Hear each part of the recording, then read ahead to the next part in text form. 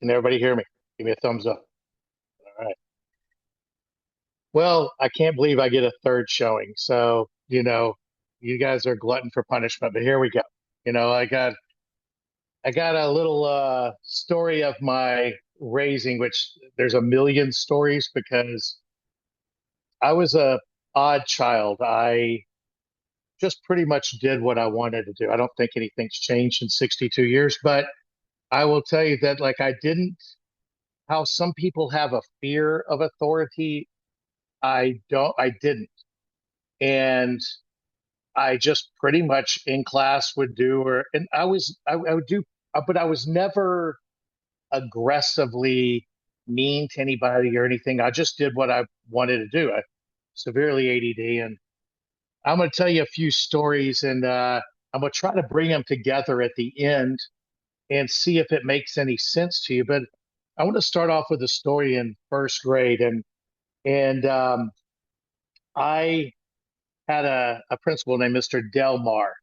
And I'd had several run-ins with Mr. Delmar. One time I was playing football with a rock in the playground, and my wide receiver wasn't very good at catching the rock and hit him in the face. And I got in trouble for throwing a rock, which I claimed was not a rock. It was a football, and he's bad at catching because when he threw it to me, I caught it, and that wasn't rock throwing. But evidently, it's rock throwing because he can't catch. So there was a big altercation. But we move on, and later in the year, after my I don't know how many times of being sent to the principal, and Mr. Delmar, in a very serious face, looked at me and he said, "Steve, if you keep acting the way you're acting and behaving the way you're behaving, you will have no friends. Your parents will abandon you, and you'll be all alone in the world." And I remember looking at him and saying, "I don't think that's right." And he was like, and I'm going to go home and tell my dad this story, and he's not going to like this. And he goes, "You go ahead. What I'm telling you is correct." He was adamant. So sure enough, that day my dad happened to be home when I got home from school, and I said, "Guess what Mr. Delmar told me?" And I told him the story, and he said, "Steve, that can't be true." He goes, "I would never abandon you no matter what." And I go, "I know, but I'm just telling you." And he goes, "Are you sure you're not lying to me?" I go, "Dad, I'm not lying." So he grabbed me by the hand and we went up to school. And we walked right straight in, straight through the secretary's desk, and straight in to the Mr. Delmar's office. And my dad's kind of telling me, and I think he's expecting this is going to be a confrontation on my part. I don't know why I would ever make that up, but he goes, "Mr. Delmar, did you tell my son that if he continues to act poorly, that you people, the school, me, friends would all abandon him, he'd be all alone?" He goes, "Well, I can remember his face." He goes, "Steve, step outside." And at that point, he informed Mr. Delmar that he's going to be lucky that he's going to walk out of here today. And if he ever talks to my kid like that again, he won't ever have that privilege of walking out here. And he was loud. And me and the secretary were kind of making faces like, ooh, because it was very heated. And Mr. Delmar didn't have a leg to stand on. So he leaves, and my dad grabs me. Before he could, I just opened the door and I go, "Told you so." And then shut the door, to which I'm sure Mr. Delmar was really thrilled. And the point I want to start with was the unconditional love. I was a difficult child, and my dad unconditionally supported and loved me. He didn't like my behaviors, but he loved me. And, I'm going to skip forward a few grades to the fourth grade where I'd been once again. I was never in trouble for bullying other kids or, I got in fights, but I was always, they were provoked. I was never starting fights. It was more just random stuff that would happen, talking, getting up and leaving class when I wanted, just doing stuff. There was nothing, I wasn't yelling at teachers or getting in trouble like that, but I was definitely always in trouble. And I had a really mean teacher in fourth grade, and she was older and not compassionate at all. And my dad, I came home from school and I guess they had talked to him. And one of the only times I've ever seen my dad cry, and especially at that point in my life. And he's like, "Steve, you're going to have to get this together. Like every day they're calling. And I'm like, but I could see he was coming to me at a place of love, and he wasn't yelling at me or getting mad at me or giving me consequences. And so I really started to work harder on it, but I was still going to end up, I was that kid. I've already labeled that kid. I was bored with school. I could get the schoolwork done in no time at all. I was completely bored with everything they were doing. So much so, whenever there was a handicapped kid, they would always let me be the guy that pushed him around, which was a bad idea because we did wheelies all over the place. But, in the wheelchair. But they wanted to get me out of the classroom. So we had to change classes. There was a kid named Steven, and I always had Steven or Wayno. And I was that guy. And in seventh grade, now I'm, you know, much more, much older, but I hated seventh grade. I had just switched schools. And in seventh grade, they had this thing, and some of you that lived in the States, it's called the Iowa Basic Test of Skills. And you would sit down and they would study you, and you would take these little bubble tests where you bubbled in the stuff, and it would be a whole week of these things we would do from like 9 in the morning until noon, in a whole week of nothing but these Iowa based skills. And afterwards, we would have class or whatever. Well, I figured out that I asked the teachers, it wasn't for a grade or anything. It was just, testing. So I would just bubble them in as quickly as I could and just put my head down and sleep. And I didn't try on them except for math. Math, I loved math. And so I did math. I did everyone in math, and I loved math. Math was very entertaining to me. And so about 2 or 3 months, maybe 2 months later, my parents were sitting in the living room, and I got home, and they have this real serious look on the face, and they go, "Steve, we want to apologize to you." I'm like, what, this is weird. And they go, "Well, we see from these scores that you have real academic needs, and we've been really hard on you, pressing you about your grades. And obviously, except in math, you're really, really, really, you're at the 97th percentile in math. These other classes, we're going to get you extra help and tutoring." And it dawned on me that maybe when I slept through those other ones, that it had poor grades. So I had to explain to my dad that I slept through this, and my mom, and they were confused. I don't know if they were mad. My dad was just like, "Why would you do that?" I was like, "It didn't matter. This test was for something else. It didn't matter. There was no benefit of this test whatsoever." And, Dad's like, "But still, everybody else did." I go, "Yeah, but I didn't need to do it." So I think you can tell I had kind of a unique look. And so my dad started to hard press on the grades then when he realized I wasn't an idiot. And he started to lean, and he said, "Steve, it's the last 6 weeks. If you make all A's and B's, everything had to be above an 85, I'll buy you that brand new motorcycle you wanted."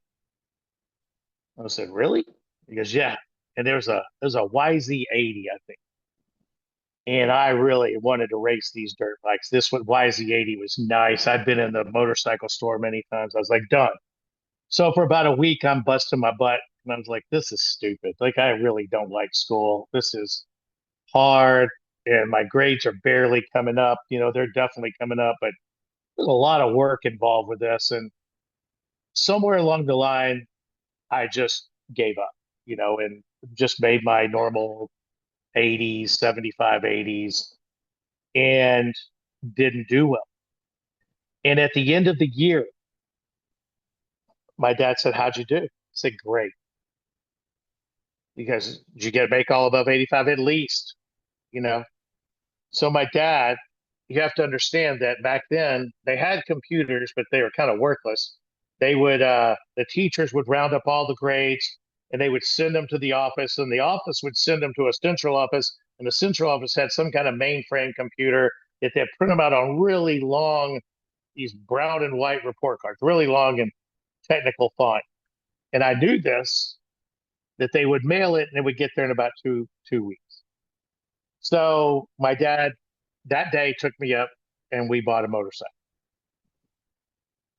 And I rode that motorcycle every day, knowing that my 2 weeks was, right around the corner. Well, I loved that motorcycle. I rode that thing. It was so much fun. We had a field out there. That thing was so fast and so much fun. And then about 2 weeks later, I got an idea. I started checking the mailbox. So when the mail came, I took the report card out and I put it up in these built-in cabinets that I had. I just stored it up there. So about after a week of that, my dad started asking my mom, "Hey, Paulette, where's that report card?" I don't know because you've been checking the mail. Yeah, yeah, yeah. So my dad started calling the school. Well, nobody knows the grades because of the crazy system, and it was the perfect storm. So after another week of that, so about week 4, my dad goes up to the school with there's nobody there, then goes over to the central office. Nobody there can tell him anything. They're on a skeleton crew. And they just said, we put a request in to have another report card. So now it should be there in a week. So I hear him come in and tell my mom that that report card needs a week. Now I want to tell you, every day I rode that motorcycle like it was my last day because any day it could be my last day. The next report card came in. We're now at about 5.5 weeks. So almost halfway through the summer, probably more than halfway through the summer. And I grabbed that bad boy again, put it up in my drawer. Not intelligent, man. I didn't go rip it up and throw it out in a field somewhere. No, I put it in my cabinet in my room. That's a great hiding place. So my dad's furious now. He's calling the school, he's yelling at the school, and then I guess something registered that. So at about the 6.5, 7 week part, summer's almost over. My dad's sitting in my room when I came in from riding the motorcycle, and he's got the two report cards in his hand. He has found them. And there's a look on his face that I don't know that I've ever seen because I wasn't generally deceptive like that. I don't remember being deceptive like that. But he said, well, why did you do this?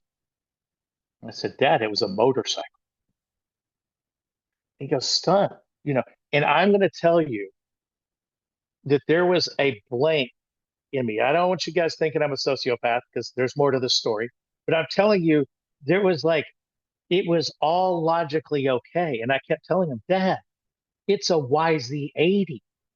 He goes, but you lied and you manipulated and you hid the report cards. I mean, this is pretty devious even for you. And I was like, yeah, but it's a motorcycle. And I couldn't get my point across that this was justified because I really wanted this motorcycle. And he had laid out the consequences that that motorcycle is going back. I'm going to take that back, and you are grounded for the rest of the summer. And I didn't have any. I was like, I pretty much figured that. That's fair. That's a logical consequence. And he's getting more and more frustrated. I said, Dad, you always told me to accept my consequences like a man. I fully take responsibility. Everything you said is correct. I did all those things and I accept the consequences in full. Why are you still mad? And he couldn't, like, he was getting more and more frustrated because my dad was, as I laid out earlier, unconditionally amazing. This man would do anything for you. You probably don't know this. He was the best man at my wedding. I loved my dad. Like, I don't know, and when he died at age 56 of cancer, I was there. I loved this man so much. And he loved me. Firstborn, he had me at 18 years old. We grew up together. And here I was deceiving and manipulating the one man that would do anything in his life for me. And I didn't get it. Then my mom, and anybody that knows my mom in here had the privilege of knowing my mom knows if you have a problem with my mom, that's your problem because she was codependent enough that she would do it your way. She set me down and she broke me. She said, Steve, your dad loves you and you were completely manipulative. I go, yeah. And I kept saying it's a motorcycle. And she goes, Steve, you hurt your father. And I go, how? She goes, you hurt him deeply by betraying his confidence and his love. You lied from the very beginning and you were manipulative. And then it hit me hard that I loved my mom, but my dad and I, like, when he got sober from drinking, he used to take me on his away business trip so he wouldn't drink. So I'd get called out of school and we had hung out and tell stories together. We were best friends. And I just screwed around my best friend. And it hurt. It hurt so bad. I can tell the story with a little bit of I think it's kind of comical that I was so stubborn and so resilient. But the way that I held myself, it made me think about my part in what I do for the rest of my life.